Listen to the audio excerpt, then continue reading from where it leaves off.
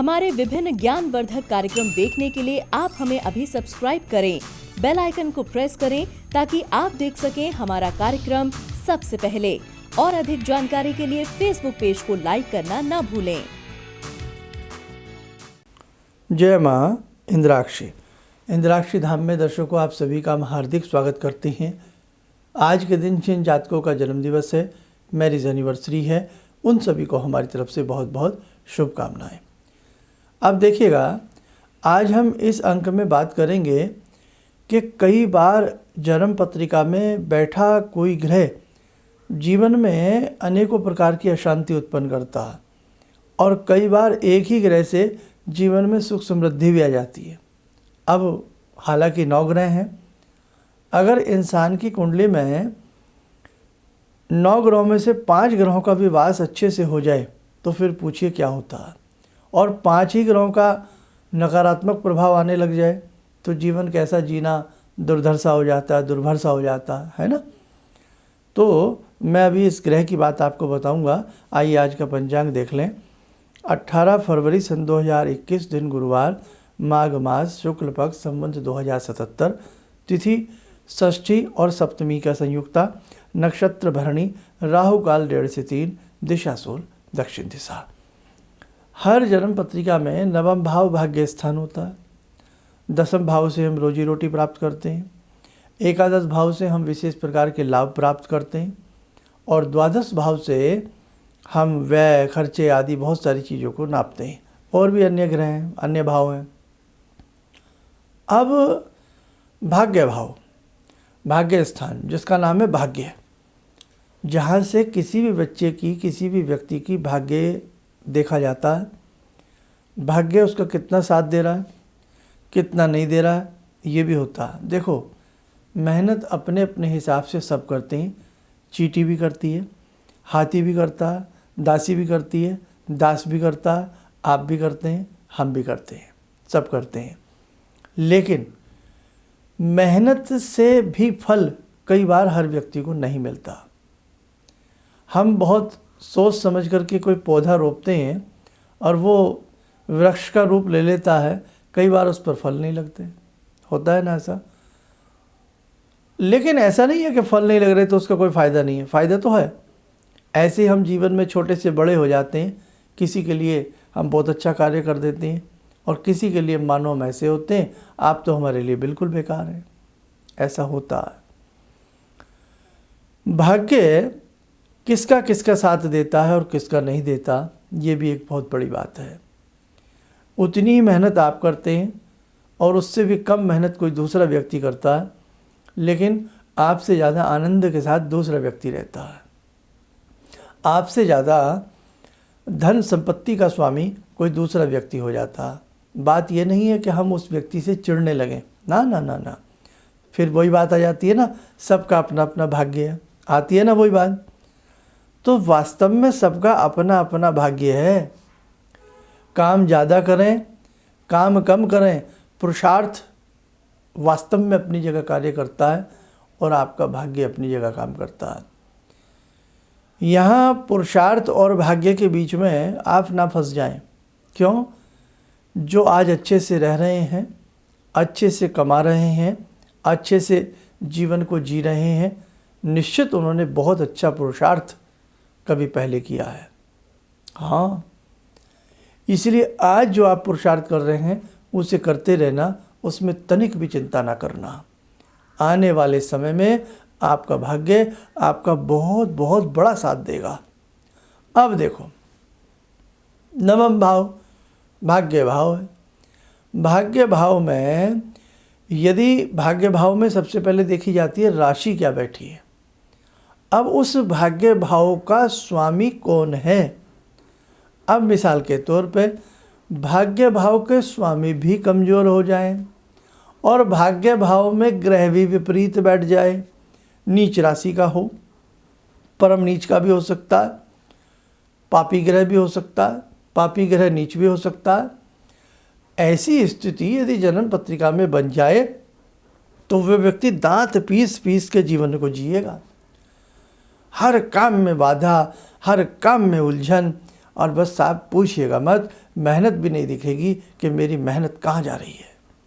पैसा कमाया तो पता नहीं लगा कहाँ गया, बस कभी दवाइयाँ तो कभी कुछ तो कभी कुछ। ऐसा होता है। अकेला एक भाग्य भाव और अकेला बैठा वहाँ ग्रहों की युति। युति से मतलब हम 2 ग्रह भी नहीं बता रहे वहाँ, जो वहाँ का कारक है उस ग्रह के भाव का स्वामी है वो भी निष्फल हो एक ही ग्रह, और जो वहाँ बैठा है या उस पर दृष्टि है वो भी निष्फल हो। जीवन में आनंद नहीं आएगा मेरे दर्शकों, जीवन नीरस लगने लगेगा मेरे दर्शकों। अब ऐसी स्थिति में हमारे शास्त्रियों ने, हमारे मनीषियों ने अगर इस विद्या का आविष्कार किया है कि बेटा आखिरकार क्यों, आखिरकार क्या बाधा है जो आपके जीवन में आपको तंग कर रही है, उस बाधा को ढूंढ निकालने का एक तरीका ज्योतिष शास्त्र है। और उसमें अलग अलग धाराएं हैं। जैसे जन्म पत्रिका के माध्यम से देखें कि भाई नवम भाव में, भाग्य भाव में ऐसी क्या अटकलें हैं, और जन्म पत्रिका नहीं है तो हाथ की रेखाओं से देखें कि ऐसी क्या अटकलें हैं। कहते हैं ना, कई बार सारे काम बन जाते हैं और हल्की सी बात पे जाकर के काम रुक जाता है। कहते हैं ना, सारा हाथी निकल गया और पूंछ रह गई, बस वहीं काम रुक गया, वहीं से काम आज तक नहीं बना। 99% काम आपका बन जाता है और 1% पे जाकर के वो काम नहीं बनता है। सांप सीढ़ी का खेल आपके जीवन में चलता रहता है कि साहब गोटी गोटी करके ऊपर गए, और जब ऊपर गए 99 पे गए, सांप के मुंह पे आए और फिर लुढ़क करके नीचे आ गए। तो ऐसा बहुत लोगों के साथ होता है। तभी तो कहते हैं कि ज्योतिष विद्या, अब वहाँ लोग रूढ़िवादिता दिखा देते हैं, अरे ये तो ब्राह्मणों की विद्या है, ये तो केवल हिंदुओं की विद्या है। नहीं साहब, इस विद्या से कोई भी लाभ उठा सकता है, बस बशर्ते जिनके पास आप गए हैं, जिनको अपनी कुंडली दिखा रहे हैं या जिनको अपने हाथ की रेखाएं दिखा रहे हैं, उन्हें नॉलेज कितनी है, क्या वास्तव में रियलिटी में उन्हें ये विद्या आती है। अगर विद्या आती है और आपके दिल में भी उनके प्रति समर्पण भावना है और जो आपको वो उपाय बताएं उसे आप अच्छे से करते हैं, तो मुझे पूरा यकीन है कि बड़ी से बड़ी बाधाओं से मेरे साधकों, मेरे दर्शकों, हम निकल सकते हैं। ऐसा नहीं है। तो बस आज मेरा कहने का आपसे यही भाव था कि यदि आपकी जन्म पत्रिका में कहीं ऐसा भाव तो नहीं, कहीं ऐसा ग्रह तो नहीं, ऐसे भाव का स्वामी ऐसा ग्रह तो नहीं जिसकी वजह से आपकी मेहनत आपके काम नहीं आ रही है, आपके कामों में बहुत ज़्यादा अड़चनें आ रही हैं, आपका जीवन बड़ा अजीब सा लगने लगा है, तो एक बार इस विद्या से सहारा ले सकते हैं। और जन्म पत्रिकाएँ नहीं हैं, डेट ऑफ बर्थ समय में कन्फ्यूज़न है, तो हाथ की रेखाओं से भी आप इस विद्या का लाभ बहुत अच्छे से उठा सकते हैं। आइए, समय हो चला आज की ध्यानमाला का। आपकी आज की ध्यानमाला में हम जुड़ते हैं भगवान श्री कृष्णा से।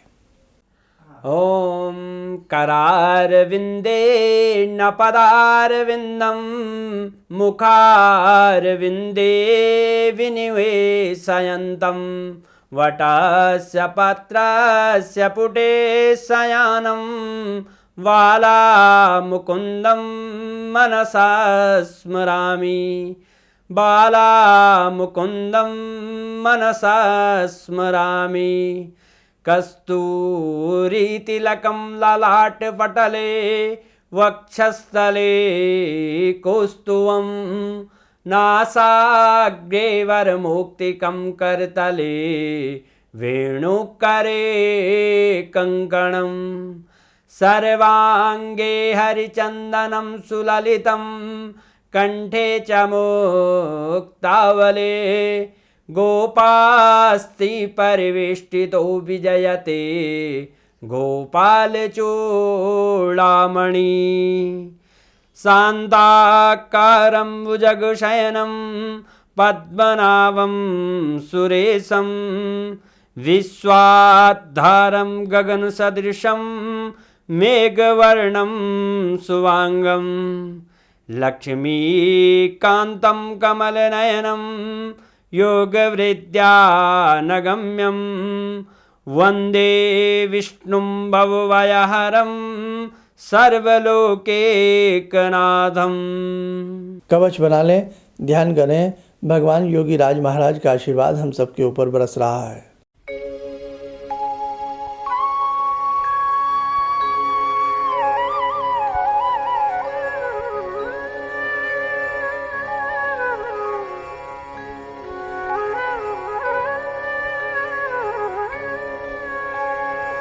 ओम बोलते हुए नेत्र खोलें, सामान्य हो जाए।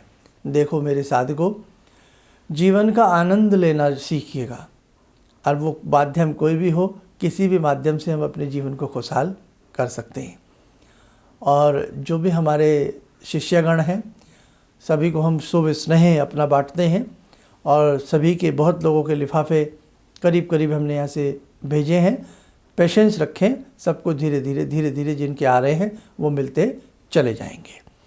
और इसके साथ साथ जो हमारे ज्योतिष कक्षा के विद्यार्थी जो हमसे ज्योतिष सीख रहे हैं, वो संडे की क्लास बहुत अच्छे से लेते रहें, ताकि इस विद्या में शीघ्र से शीघ्र आप पारंगत हो सकें और अपने जीवन को और दूसरे जीवन को भी कहीं ना कहीं खुशहाल बना सकें। इन्हीं शब्दों के साथ हम अपनी वाणी को विराम देते हैं। जय माँ इंद्राक्षी। मेरे 2 बच्चे हैं, दोनों का एग्ज़ाम चल रहा था। आपने जो एक मंत्र बताया उनको मैंने बता दिया, जो बेटा तुम नहा करके सुबह उसके बाद ये मंत्र 11 बार ज़रूर पढ़ लेना, टेस्ट देने जाना। जब उसका पेपर मिला तो उसको बिल्कुल दिमाग में आया नहीं, जो एक भी क्वेश्चन मुझे आता है, लेकिन जब वो लिखने बैठा तो पूरी लिख डाला, और इतने अच्छे मार्क्स से 97 पॉइंट से परसेंटेज से पास किया है। किसी भी समस्या के समाधान के लिए मिले प्रसिद्ध हस्तरेखा एवं वास्तु विशेषज्ञ प्रोफेसर धर्मेंद्र शर्मा जी से। नोट: शिविर में भाग लेने हेतु एवं व्यक्तिगत रूप से मिलने के लिए कॉल करने का समय सुबह 10 बजे से शाम 6 बजे तक। हमारे विभिन्न ज्ञानवर्धक कार्यक्रम देखने के लिए आप हमें अभी सब्सक्राइब करें, बेल आइकन को प्रेस करें ताकि आप देख सकें हमारा कार्यक्रम सबसे पहले। और अधिक जानकारी के लिए फेसबुक पेज को लाइक करना न भूलें।